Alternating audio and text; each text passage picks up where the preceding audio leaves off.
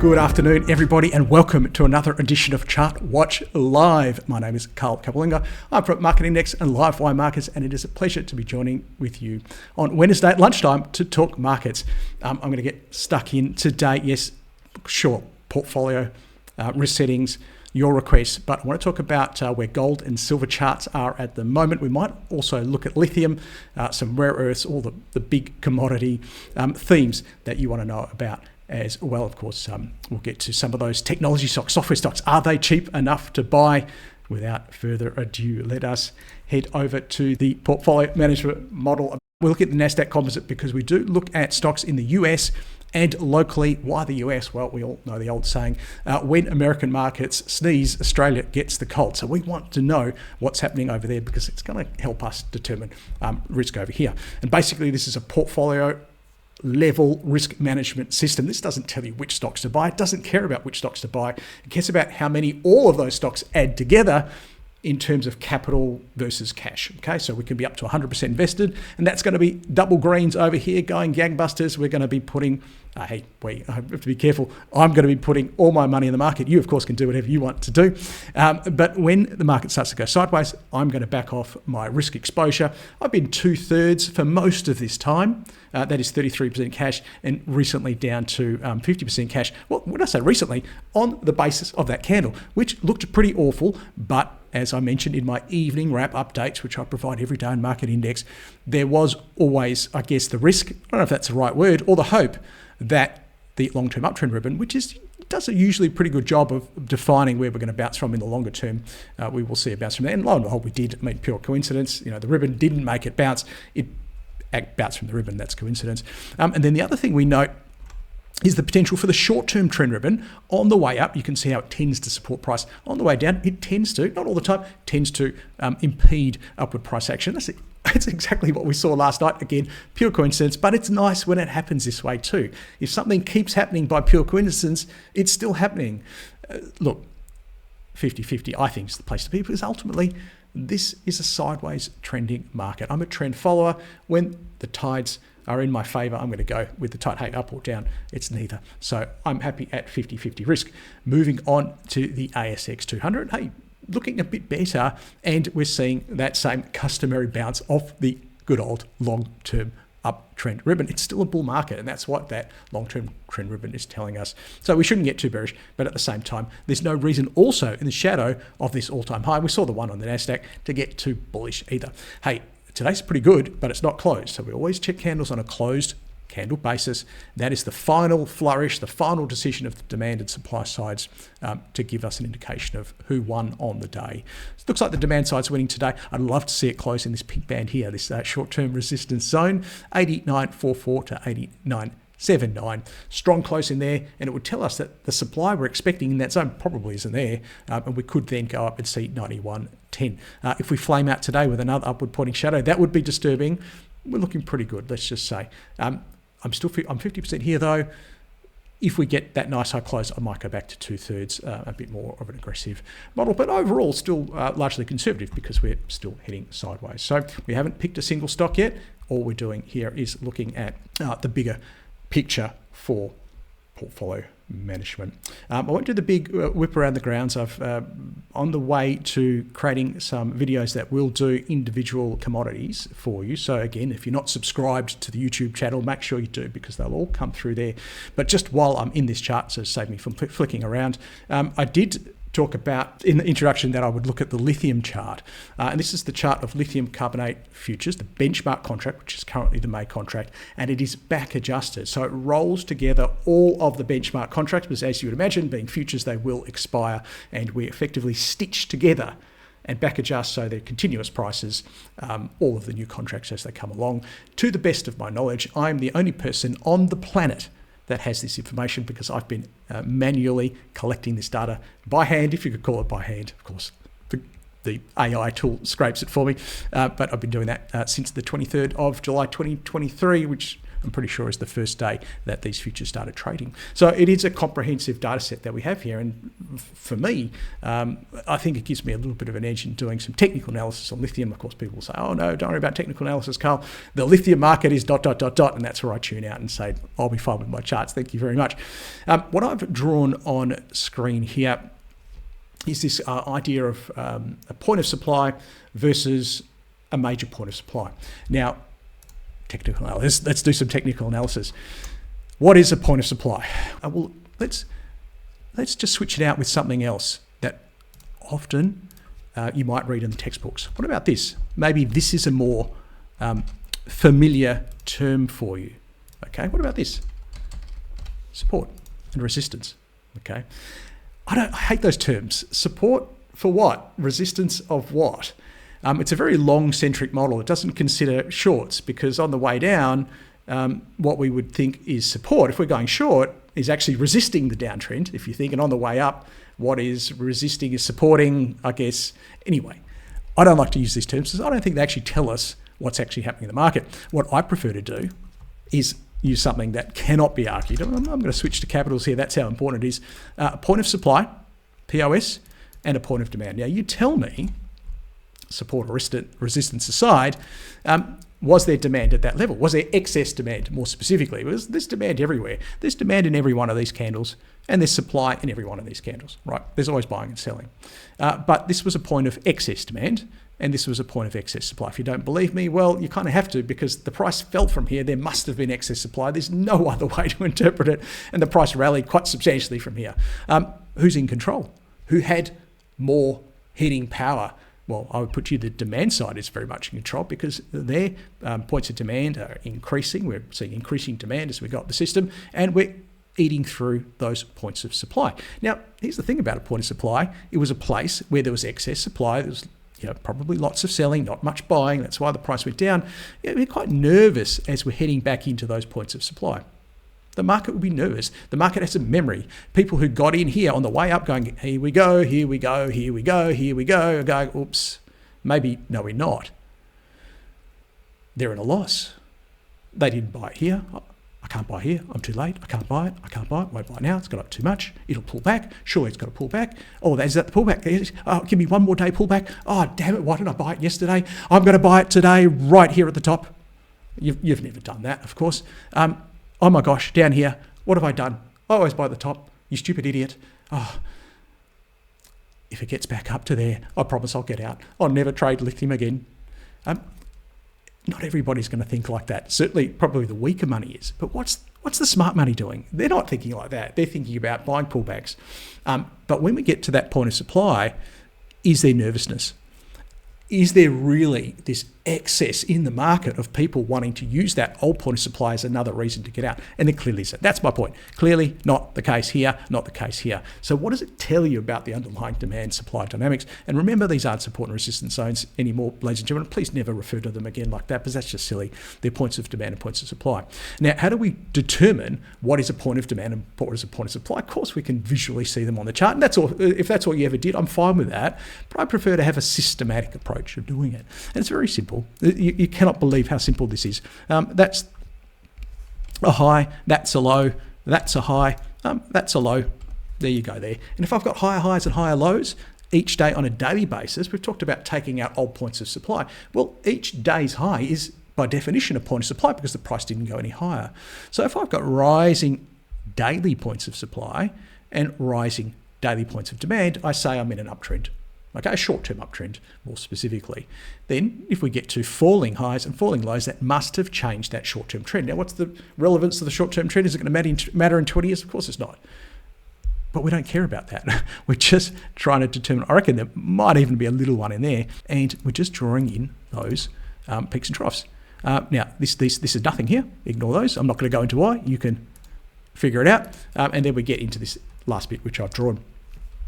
And the good news now is, when I say there's a rising uptrend of peaks and troughs, you can do the same thing. We're going to be looking at the same, or interpreting the raw data in the same way. I think that's really neat.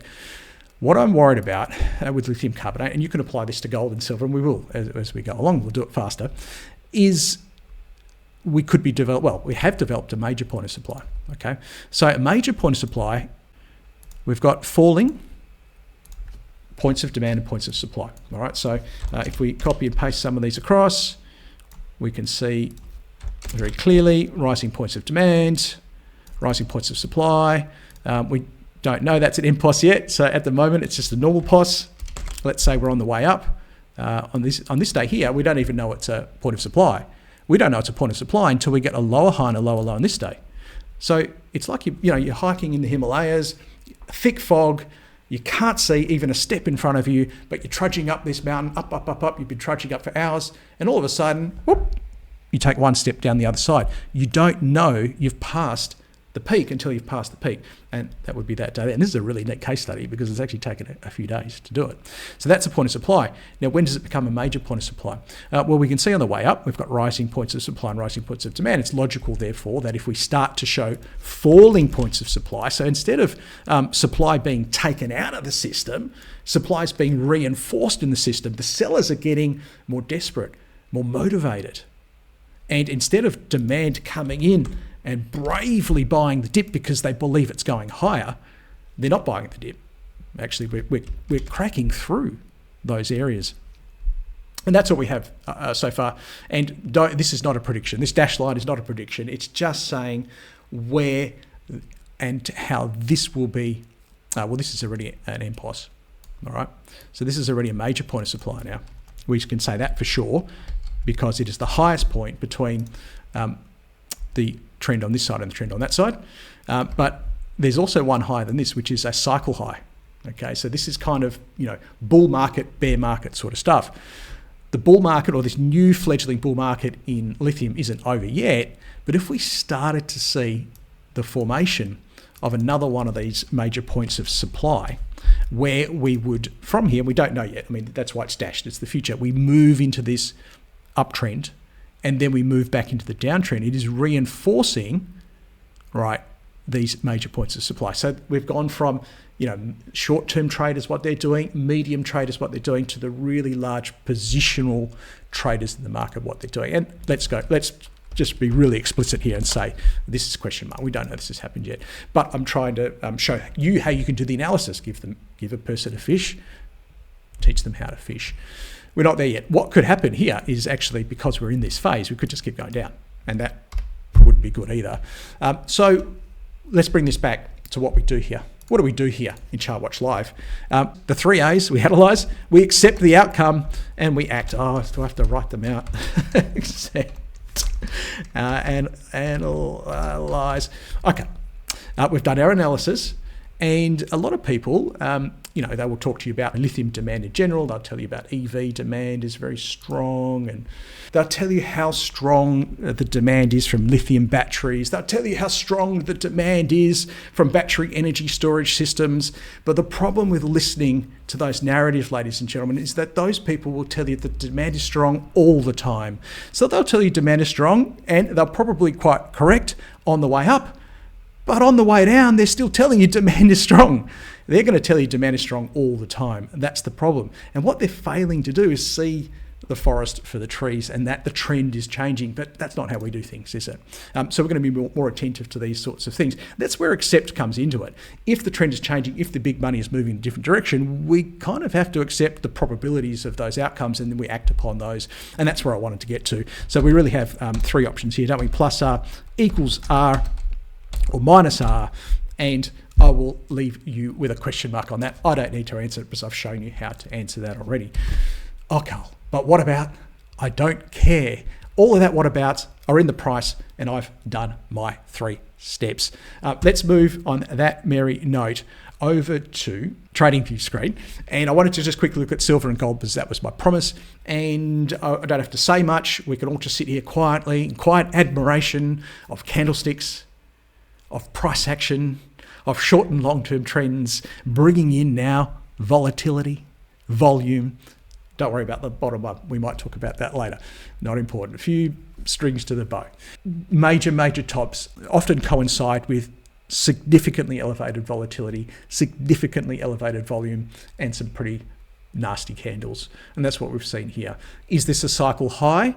have we seen the subtleties that we've seen in lithium? No, lithium's a bit more of a subtle one. This is more violent, more defined, I think, by that, what did we call it last week or maybe the week before, the species ending event.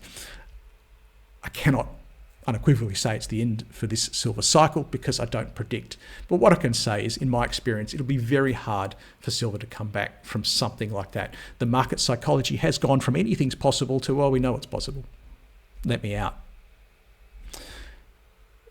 That's a narrative, though. I'm sure you believed what I said. I put the words in the right order to cause you to believe something. That statement is no better than demand is strong for lithium. What I want you to do is dial down the words and simply follow the price action and assign a plus R equals R or minus R to that. And I don't think we're rushing in for plus R just yet. Let's check out gold. Very different. Oh, I got goosebumps. Did you get goosebumps?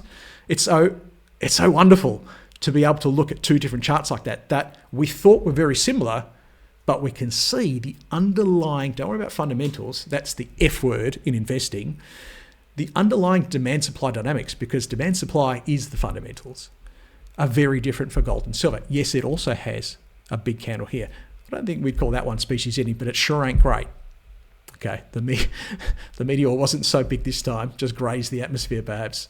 But overall, that short-term trend was only probed. Was probed, pretty decently probed, but never broken. Long-term trend looks immaculate. So very different outcomes here, I think, for gold and silver. It's tempting to keep going on copper, on iron ore, on coal, and all these wonderful things, uranium, but that's not what we're here for today. We are here to do your requests. So we can move quickly now, and I'm going to get to as many of these requests as possible. And I'm going to do a bit of a gold sector review, I'm going to do a bit of a lithium sector review, and a bit of a rare earths review, depending on the requests come through. And of course, those software stocks. This one actually is the other sector that's super interesting at the moment, and it is defence stocks. And so I've got stocks like Austal. While they're going gangbusters, you can see some analysis that we've done in the past where we've talked about areas where we might be going ZRP, where we might be taking risk off the table.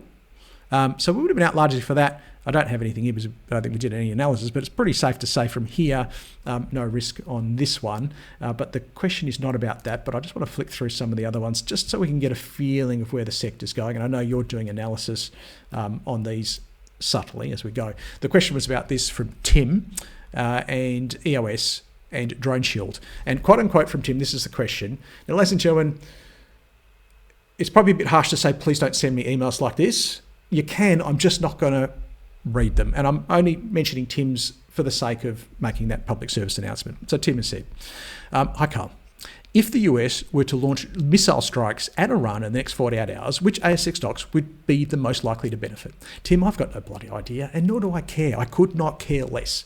But I'll tell you what I'll do, Tim, I'll look at the chart for you, and that's what I wrote back in the email.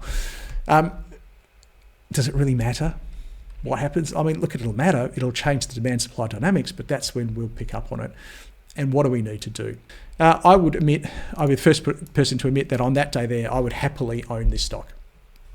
Happily. And a few people might be getting a little bit concerned going, oh, geez, this guy said he'd happily own the stock on that day there. Yep, would. Absolutely would. Because all I can see on this day, and I don't know the future, is this great price action, impeccable candles, and a market that all they want to do is own this stock, and it would have looked good on that day as well. And we just don't know what's going to happen next. But the goal is to get in early. You can go back to my ChartWatch scans, and I reckon on that day that is EOS 1512. So I can literally just go EOS. You can't see this. Maybe I'll show it to you. 1512. There you go. So this is every appearance, whether it be a feature, or just a regular watch list entry of EOS in ChartWatch ASX scans. Now, ChartWatch ASX scans are absolutely free for you to use every day. You just go to Market Index, hit the news button, and find ChartWatch. Okay? And all that analyze, accept, and act, I do that every day. It's incredible. ASX stocks, uptrends, ASX stocks, downtrends. And we'll see a few insurance companies in there as well. My point is, that on the 15th of the 12th, this is not me saying, oh, I'm really clever, I would have bought it on that day. I featured it on that day. I said, this is one of my highest conviction setups on that day. So yes, I would also own it on that day, but to be fair, I probably would have bought it on that day also. And then I think I put it in on that day, and I put it on that day, and I put it on that day, and I put it on that day. So if we're getting risk into this, by here, we might even have enough. I don't know. Just putting it out there. Irrelevant. We're probably ahead. Who cares? Who cares, right? It doesn't matter. All that matters is the next candle and doing the right thing with that next candle. How do we feel about that candle? Can I have thumbs up emojis? I'm hanging on to every share I've got, Carl. Thumbs up emojis, hanging on to every share I've got. Or surprise face emojis. Carl, I'm not going to panic on this one, but I think I need to get a little bit of risk off the table. And it's a little bit of a mix. I'm going to say the surprise face emoji. Of course, we all know what happens next. Smarty pants, surprise face emojis. And I'm glad some people still said thumbs up, because they're saying, that's not a good candle, Carl. You've taught me that much, but it's not enough to panic just yet. And I'm on alert. I'm alarmed, not alert. I am just on the basis that these two are pretty decent down here on the optimized true range. You can use ATR. Set it at 1. Run a long-term moving average over it. Don't want to get bogged down in the details. No real volume here, though. So is it warranting a wholesale reaction? No. Is it warranting, and we've often used it here, and it's purely hypothetical. Let's say you had 1,000 shares, a minus 200. I don't know. I'll leave that up to you, but I'm in the camp of maybe a little bit of a shave, because everybody's in. This is the other problem with these breakouts. And this is why I prefer to buy before breakouts rather than on breakouts. So I'm happy to buy this candle here, whereas your classic technical analysis textbook says wait for the breakout. I don't like waiting for the breakouts, because we can get false breakouts. There are a lot of fund managers that will use the liquidity in the breakout to exit their position. So for me, I'm happy to buy here, because I would say that there's enough evidence in everything I've seen to say that supply has for the better part been consumed, and therefore, more often than not, a breakout is imminent. There's a big difference between buying from here and here in scraping out a break even on a particular trade. That's a top tip. That is a pro tip right there. Bookmark that in the video later on when you go back to watch it. The point is, a lot of people who got in, because a lot of technical traders are now caught in this trade. So with this volatility, and that's what that's kind of telling me, the volume's a little bit lacking, but the signal is elevated, I think, in importance. Anyway, get to the point. That's nothing.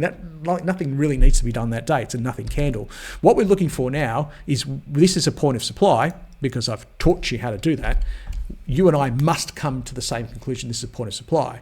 Points of supply aren't bad in themselves. We've seen lots of trends where there are points of supply, but points of supply become more problematic for us when they're confirmed, right? Because we start to see that supply is building the system.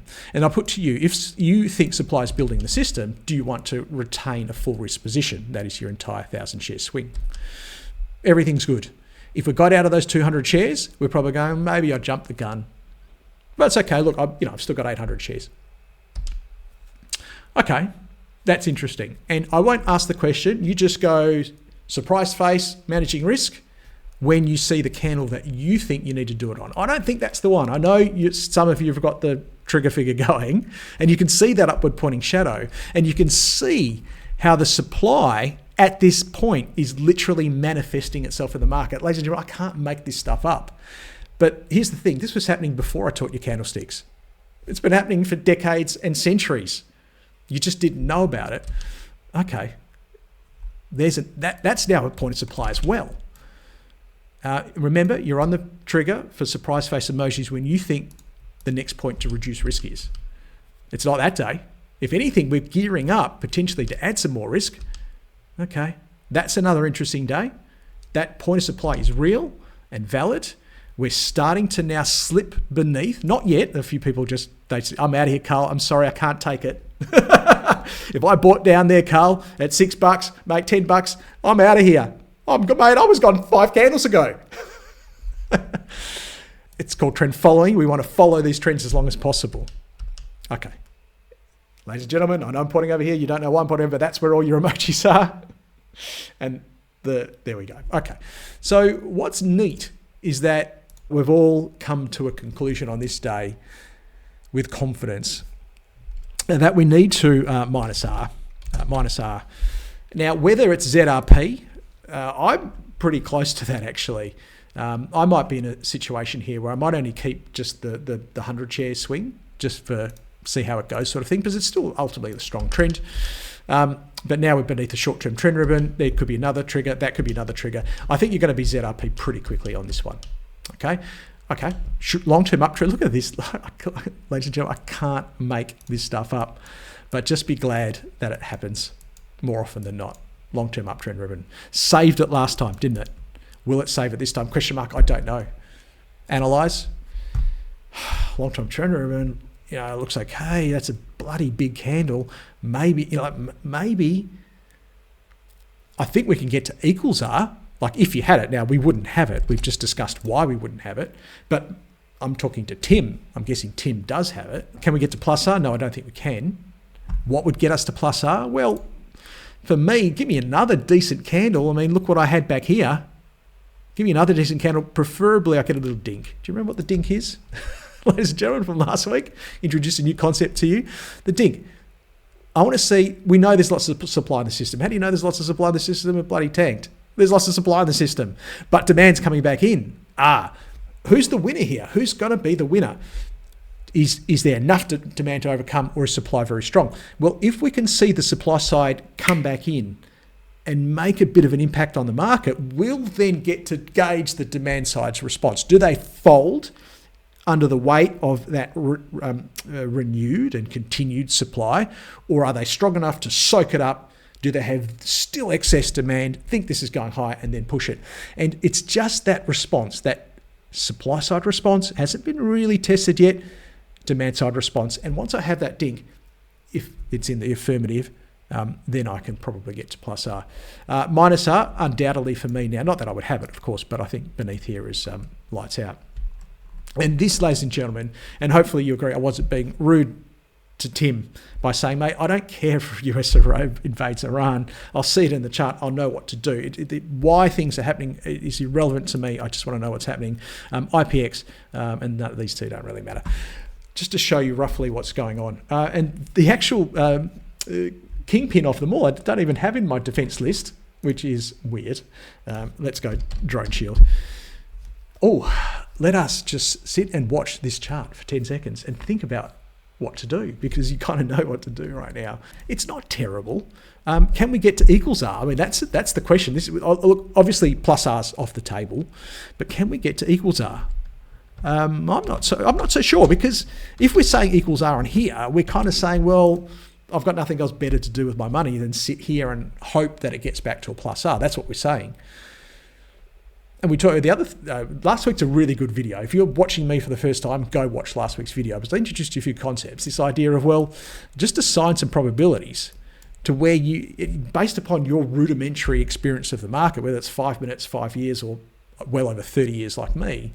And I can tell you in my experience, it going back up like that, look, it's not impossible. Maybe it's a 30% chance. I'd say this is a decent chance as well. 25, let's say 30%. What does that leave in between? 40%? I mean, based upon my experience, those are the odds. So if we're asking this question of, well, should I hold on?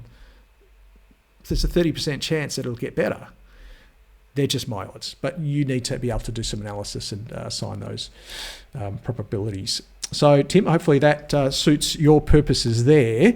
A little bit of a tour de defense. Now we're going to do a little bit of a tour to lithium, because we've got a question about, actually, I thought this was Lake, when I saw it, my brain went Lake Resources. This is not lithium. This one I think was quote unquote critical minerals, is it? That maybe they were prospective for.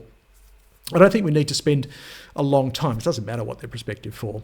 We don't need to spend a long time on this, because I think we're all at the, well, we can all get to here, can't we? And this is what I love about ChartWatch Live. If you've been doing it for any length of time, we can actually move through pretty quickly. Equals R, question mark. Let's just go no, not. Exclamation mark. So we're not equals R. We're certainly not plus R. Plus R is impossible. I won't even insult the chart by writing it on the screen, which leaves, if we're not plus R, we're not equals R, then I think the only option available for me is -R. This one, sorry, BJ. I don't hate your stock at all. I don't know anything about it. I'm sure you know all about it. All I can say is that the people who have cash right now, and everybody listening has cash, we all have cash, we'd love to have more of it, wouldn't we?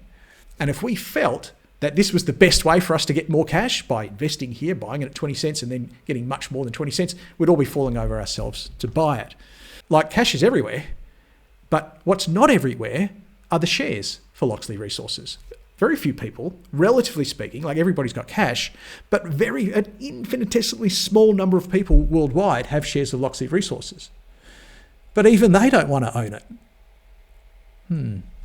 No volume equals no interest. Certainly no interest from me. I thought it was LKE. So I wanted to do a quick lithium stock review, because we talked about lithium at the start, and we can see how commodity prices impact commodity price charts. No surprise. And again, this is a matter of absolutely loving and riding those trends on the way up, but then having signals to know when we might not want to run for risk. Not to necessarily get out. Everybody wants to get out the top. I can't do it, ladies and gentlemen. I'm sorry. I don't know always where the top's going to be. Sometimes I get a species ending event, and even then I'm going to give back a profit. I have to wait for some indication. Anyway, I didn't want to go into that. It's more looking at the shapes of the charts. So not making individual navel-gazing case studies of each one, but are they plus R, equals R, or minus R? And we've got LKE there, and we'll go to some of the bigger ones now, like Pilbara Minerals, and we'll see they're going to be very different. Some of them are holding up better than others. These ones are producers, right? They're actually able to take advantage of the present higher prices, and prices, even though they've pulled back, are still roughly triple where they were in the middle of last year. But I think we've got some problems here on Pilbara Minerals. That's just a ditto from what I said 5 days ago. So 5 candles ago, I said, something's wrong here. So far, I seem to be right on that one. Hooly dooly for me. Mineral Resources, we actually did the workings on that, and we said something like ZRP. It's gone from around $56 down to whatever it is now. Right, hooly dooly.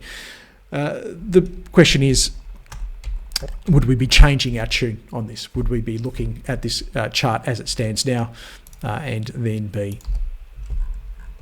wanting to do anything else? And I don't think that's the case. Everybody's favourite, it seems, is Liontown Resources. And I think, as I said, just echoing my comments from last week, I think we've got some problems here. Out of 1,000 shares, maybe I can do it for you in this way. Well, we've said ZRP very several times. If I squinted, maybe there's the case. Sorry, that was meant to be plus 100 shares. So maybe I'm still retaining 100 shares of those. Okay. And that would be only on the basis of this. And some people were saying, Carl, that's crazy what you're doing, because this is such a great stock. Mate, if you don't own this stock right now, you'll regret it in 6 months' time. Maybe. But I tell you what, just because I don't own it now doesn't mean I won't own it next week. Okay.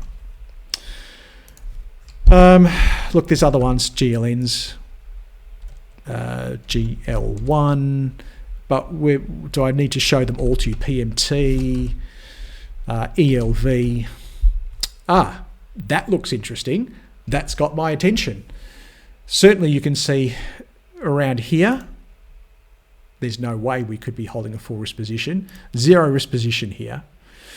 But this is starting to actually look quite, out of all the lithium stocks, this is the most interesting one for me.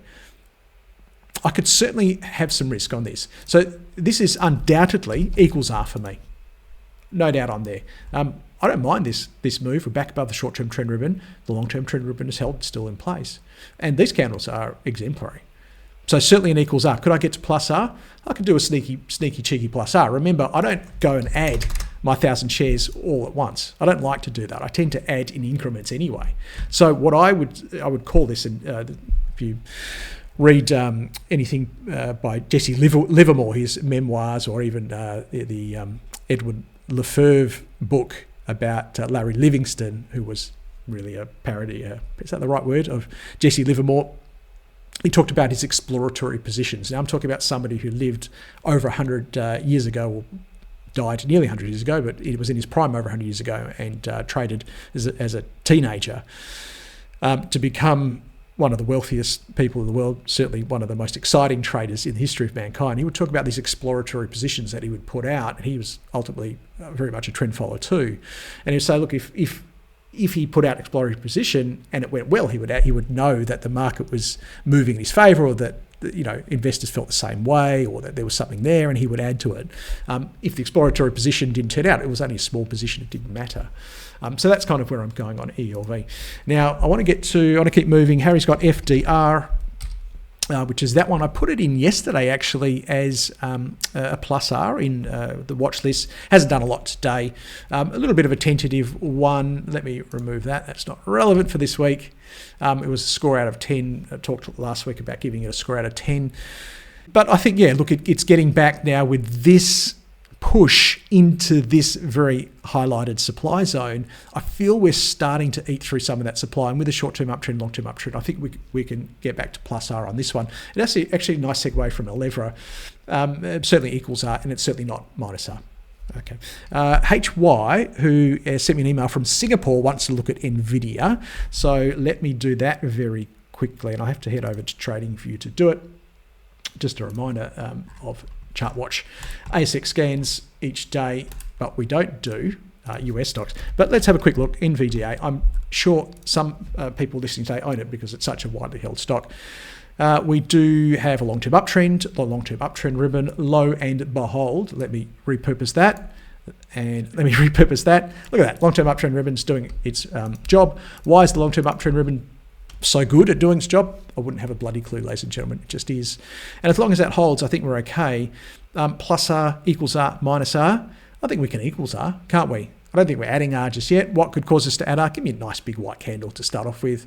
It would start to look quite interesting because there is a nice long-term uptrend in place. Minus R beneath that 169 area. For me, I'd be taking risk off the table. Ladies and gentlemen, that's one of the biggest stocks on the planet. Or is it the biggest? I can't remember. Changing all the time. But we're not even in Australia anymore, and you can use the same methodology. That's for you, HY. Thank you for tuning in from Singapore. Craig's got VAU. That is a nice little segue into, I wanted to have a quick look at some gold stocks. Vault Minerals looking a little bit like lithium, but we know that the underlying commodity has done a similar sort of thing here. Plus R, equals R, minus R. If I squint, I could get to equals R. Of that template 1,000 shares, maybe we've got 300 shares left. Okay, that's where I'm at. It's got some problems. There's been an influx of supply in the system that demand has not been able to deal with. Okay, is it the end of this uptrend? I don't know, but I tell you what, if it closes beneath there, then the probability that this POS, and I want you just now in your mind's eye to determine whether that is just a POS or that's an MPOS, a major point of supply. Okay.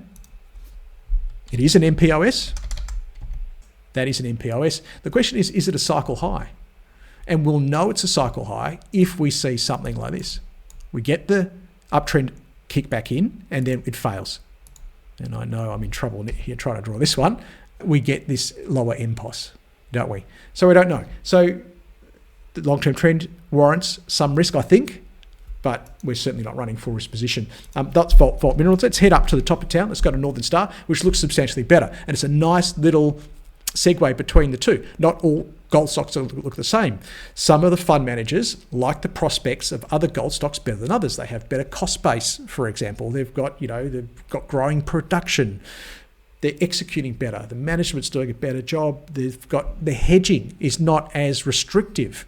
These are all factors that, ladies and gentlemen, you could try and research the entire gold sector, some 50 to 100 stocks, and you'd never be able to make a decision before the market's already moved. And let me tell you, when one of those key factors changes, and all of those research analysts who get paid $300,000-$400,000 a year, whose job it is to know that stuff, do the analysis and work out the new valuation, you're going to find out that things changed months after they have. Northern Star is still equals R for me, probably not a plus R. EVN. We talked about all those factors. I wonder which stock the analysts still feel is ticking all the boxes. What about RRL? Still pretty good. I'm going to move through a lot quicker now. RMS. That's very different, that one. PRU, that's very different. WAF, not a train wreck, but still a bit different. Trying to come back. Good candles. Those last two of the last three, good candles there. WGX. We're starting to sort the wheat from the chaff, aren't we, ladies and gentlemen? Wow. Okay.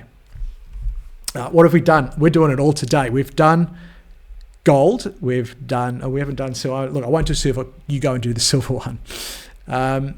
We've done lithium. We've done defense.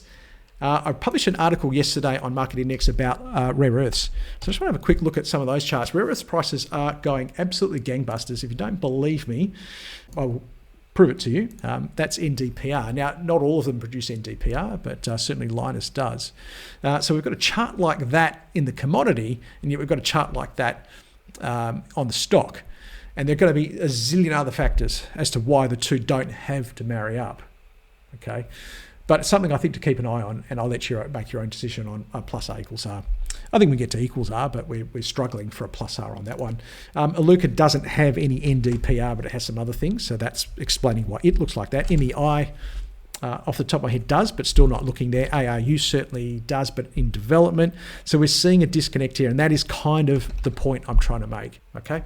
So just bringing that to your attention. Software stocks, very quickly, Xero. I feel like I'm preaching to the converted, so I don't think I need to do something like this, and as he's doing it, and I'll do it on this and one more just to make my point. But you can see my model started picking up on shorting Xero. It tried to short it here as the Trump crisis occurred, 157 to 145. Then the price bounced, probably a break-even trade at worst, and then it started picking it up. Watch list feature here from 169. And you can go back and check every edition of these. Add a day, because these are the candle dates, so the edition is generally the day after, because I always do an end-of-day candle. But these are real. I can't make this up. And we can see shorting it from 169 into 82 currently. The other one is PME, which I'll look at the chart in a second. But that one, again, 210 into 189. That was the Trump drop. Probably broke even on that one, then 269 into 157. We can see 33 minus 4, so 29 times my model flagged a sell on Promedicus, which is this one. And the question here, let me read the question. This is from John. John says, market commentators are saying the indiscriminate software sell-off is creating great opportunities in the stocks they hold, such as Promedicus and Xero. Okay, market commentators, don't we love market commentators? Maybe you've seen streaming, finance news, market commentators saying that there are great opportunities in software in stocks they hold. This is the kicker, ladies and gentlemen. Stocks they hold, like Promedicus and like Xero. What do we kind of expect them to say? Do we expect them to say that the stocks they're holding are absolute rubbish after this fall? Or do we expect them to say that the stocks they're holding are still good? That's the first point I'd make. The second point is, why are they still holding their stocks? And the fact that they're still holding their stocks, I would put to you, why are you listening to them? And therefore believing that anything they have to say after that. But I digress. This is showing the absolute disconnect, ladies and gentlemen, between what you're going to hear, narratives, experts, and what is actually happening in the market. And whether my approach is right or wrong, ladies and gentlemen, I'm not here to tell you. You can see for yourself and trade it if you think it works. If it doesn't, if you don't think it works, find something else. John, to answer your question, because John's asked for my opinion on what I think about these stocks, I don't know where they're going next, John. PME could be the most almighty buy of all time right here. It could start tomorrow on a path from 160 to double in the next 6 weeks. And I can't tell you that right now. But I can tell you if it does somewhere along the line, my system will start to want to own it. It just doesn't want to own it right now. All I can see, that's hypotheticals. I don't know, but I guess this is hypothetical. Well, it's not hypothetical. Hypothetical is what's going to happen. What is the case is I can see that there's more supply than demand. I don't know why, it just is. And for me, therefore, it's too risky to be equals R. Can't be equals R. I certainly can't be plus R. It's too risky for me. I'm still minus R on these. And if I get a big black candle, you'll see it in my list again. Same for Xero, same for car. All of these have gone through the list, ladies and gentlemen. And if you've been following the list, you don't own any of this stuff. And you're going, what software meltdown? What software disaster? The other one that my model has picked up on very aggressively is insurance. And it was so funny to see that in the news the other day. All the insurance stocks were down and people going, oh, hey, is the AI sell-off spreading to insurance? The AI sell-off spread to insurance about 3 months ago when I started putting them in on that day there. And I won't go back to the spreadsheet, but you know it's true because you know my model and you know I must have put it in on that day. Okay, let's get to your online requests. Thank you for being very patient. Those are the offlines. I know you think the offlines got a pretty good run today, but I did about 10 sector reviews, didn't I? How many stocks have I covered so far? Okay, let's now battle Zoom to find your requests. I'm going to start from the bottom, work my way up. Krista saying, hi Carl, thank you so much for great technical analysis. Any chance to look at Zip? We looked at Zip last week, I feel so. Oh, there you go. I'm pretty sure I said minus R last week, or certainly can't get to equals R, and it's actually rallied. There you go. Carl was wrong. Carl's model was wrong. Carl's model is going to be wrong often, ladies and gentlemen. It'll be right, I believe, more often than not, but it is going to be wrong often, so we have to be prepared for that. So if I said not to buy last week, or if I said, well, that I wouldn't be buying last week, or that I'd still be selling, turns out that was the wrong thing to do. But based upon the probabilities, you've seen charts like this. Do they go straight back up, or do they tend to muck around at the short-term trend ribbon for a while? If they beat the short-term trend ribbon, what do they do at the long-term trend ribbon for a while? You tell me. This is still not at the point where I can, hand on my heart, go plus R. Could I squint to equals R? I could squint to equals R on the basis that you might well get a better exit at some stage. Let's go to what does F and WL mean in the spreadsheet? Feature chart, highest conviction. So I actually tell you which one's a feature in the articles, Matthew, and watch list is just regular watch list. So my feature charts are my highest conviction on the day. So you can see how many times I said, I banged the desk and told you something's wrong with PME. Can I look at APX? Oh, this is a really interesting chart, APX. So I put this in, and again, go check. I can't make this stuff up. This actually happened. I put this in on that day and that day. In fact, I reckon I might have even put it in on that day as an aggressive setup. So in around a $1.20, $1.30, it's now $1.80. If you got in on those occasions, what would we do? A little bit concerned up here. Let's go. That is a POS. It's not an MPOS. This is not an ideal candle, and it disturbs me. It really confirms that there is actually some substantial and credible supply at this zone. I must remember, I do forget sometimes, I get so excited to look at volume and to look at volatility, and we can see that that day actually carried with it not just motivated supply, but quite a bit of it. For every seller, there is a buyer. So demand was buying on that day and actually came back in to make another stand. But I do feel that they're getting beaten back by that candle there. That's a closed candle. Today's candle is still live. So I'm a bit concerned here. Is this enough for me to reduce risk? Yes. If I saw that candle on that day, on this day, I would have been taking some off the table. And now that I have that day as well, I'd be taking a little bit more off the table. And this is just me, and you can do whatever you want. But let's say I started with 1,000 shares. I'd probably be minus 300 and then minus 300 again, which by definition, therefore, leaves me with 400 shares, doesn't it? Okay.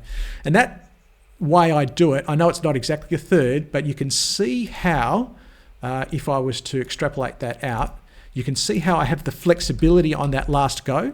Hopefully this all makes sense now. I go, oh yeah, that makes sense from what he's told me. To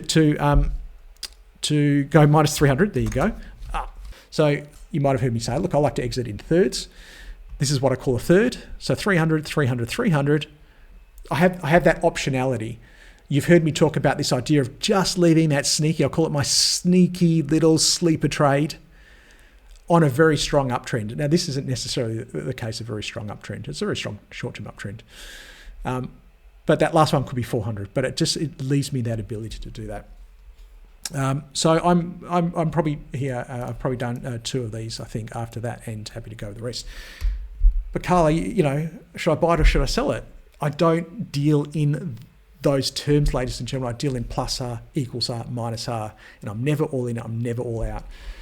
And we talked about some of the psychological reasons for that. Let's do, for Heather's got WBT. I've got 5 after this, and then we'll adjourn. Heather, I agree, it was looking really good here. And then we saw probably some reasons, maybe there, maybe, look, probably not there. It's not enough. But certainly by here, we're starting to feel we've got some issues, certainly by here and certainly by here. So I don't think we're running full risk position. I'd say we've got a little bit left, but it'd only be a little bit. And happy to go equals R on what I have. I know this might be unhelpful because people really are looking for that definitive, Carl, should I buy, hold or sell, which is what you do get from those market commentators. But for me, trading should not be that definitive because it forces you, it really, I guess, pigeonholes you, it corners you. That's the word I'm looking for. Everybody thinks they need to buy at the bottom and sell at the top. The problem with trying to buy at the bottom is you'll never do it. You'll fret over that price as it's coming down. Should I buy? Should I buy? Should I buy? Should I buy? Should I buy? Should I buy? Should I buy? Oh, I missed it because I was trying to buy at the bottom. Now, I would never try and buy at the bottom, but think about this from a psychological perspective. Should I buy? Should I buy? Should I buy? I'll have a go. Oh, probably shouldn't have done that, but I only had a go. Should I buy? Should I buy? Should I buy? Should I buy? I'll have a go. Should I buy? Should I buy? Should I buy? Oh, I'm glad I had a go. Yes, let me buy some more. Because if you go, should I buy? No. Should I buy? No. Should I buy? No. Should I buy? No. I've got to get my hand on screen. Should I buy? No. Should I buy? No. No, I can't buy now. And then it's going to keep going up forever. And all that I can't buy now. If you're trying to pick that low, and the reverse psychology is for the top, right? Oh, I have to get the top. I have to get the top. I have to get the top. This is the one you probably feel the most. I have to get the top. Oh, I missed the top. I missed the top. I missed the top. I missed the top. I can't sell now. Whereas for me, it's like, is that the top? Yeah, maybe. Sell some. And if it starts going down, I go, well, that wasn't good. I should have sold more, but at least I sold some. Should I sell some more? Yeah. Whereas, oh, I can't sell now, I can't sell now, I can't sell now. And you've just held on all the way back down. Now, I didn't draw a single thing on the chart. Here I am waving down at you, and hopefully you're looking at me down here because what I just said to you is probably the most important thing I'll ever say to you. In this session or any other webinar, go back to the recording and play it again. This notion that you've been taught that you need to buy all in at the bottom and sell all out at the top is rubbish, ladies and gentlemen, and it is going to do you major damage over your investing career.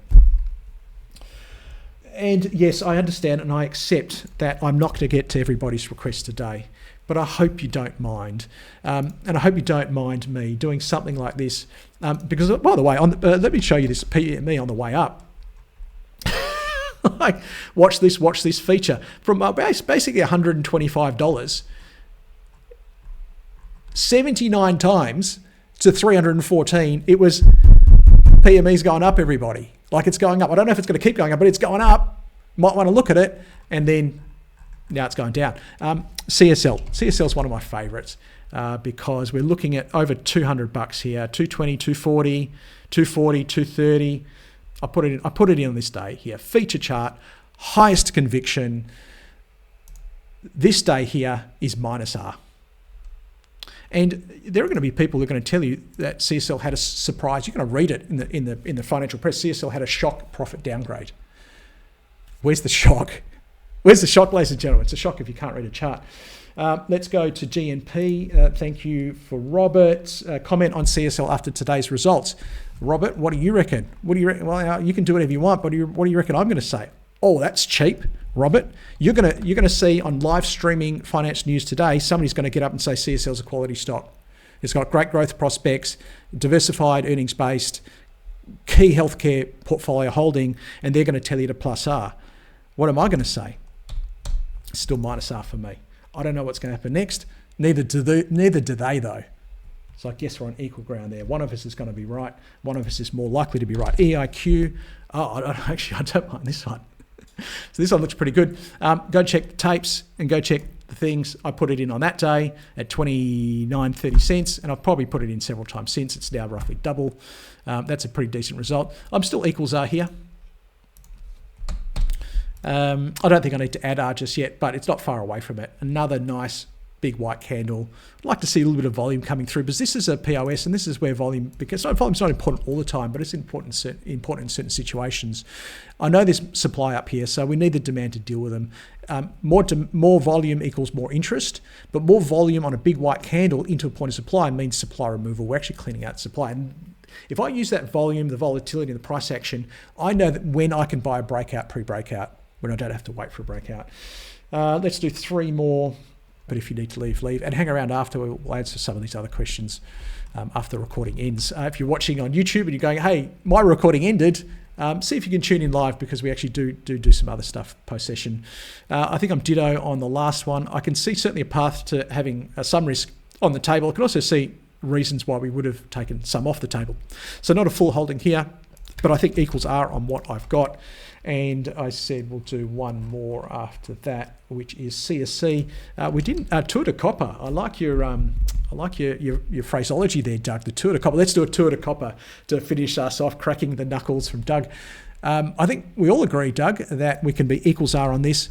Would we have shaved some off the table? I think we would have. I don't think we're running at FRP there. But overall, I think this is still a very, very solid trend. And I'm happy to have some risk on this one. Let's go to SFR, the next logical place to go. And this right here is a big problem for me. That candle there, it's big. It's engulfing the prior candle. Look at the volatility. You know something's up on that candle. Look at the volume as well.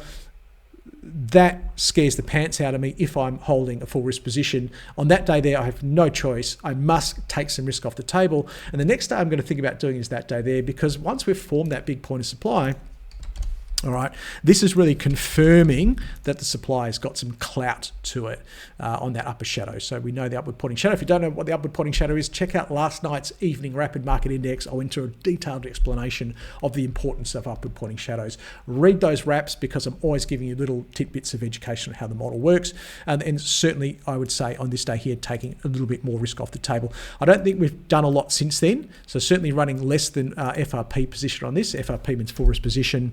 But I could go equals on what I had. Where would that become minus R? I think that's more relevant than plus R at this stage. And certainly beneath here, I have no choice but to be a ZRP, zero risk position. What we're seeing, ladies and gentlemen, is Carl's pretty confident about what he has to do when he has to do it.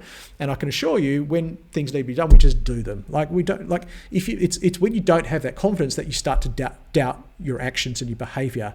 But when you just see it, you know, that's the level, this is what I do, it gets so much easier. And on that note, I might just remind everybody that you can get access to my trend ribbons if you fill out the form that's below the recording in YouTube. So in the video description, there's a form there. It's a Google form, very old technology. Fill it out.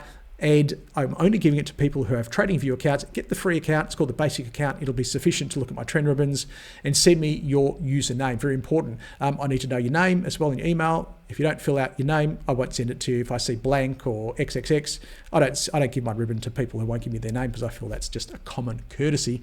If you are watching on the recording on YouTube, make sure you hit the subscribe button, because I've got a whole heap of video content that will be coming out this year. I've literally got, and if you think, oh, Carl's just saying that's the new camera that I've just purchased for streaming. I've got, look at this, lapel mics, new lights. It's all going to be happening, ladies and gentlemen. So I'm not just making that stuff up.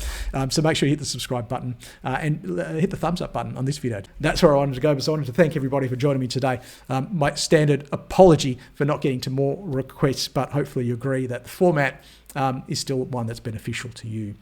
All the best for your trading and investing, ladies and gentlemen. Until we catch up again, bye-bye for now.